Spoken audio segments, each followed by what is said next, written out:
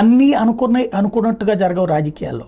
రేవంత్కి అదే ఇప్పుడు ఆయన అనుకున్నటువంటిది అధికారంలోకి రావాలని, అది సాధ్యమైంది. అనేక సవాళ్ళని ఫేస్ చేశారు, సంక్షోభాలను పరిష్కరించారు, ఫైనల్గా విజయం వరించింది.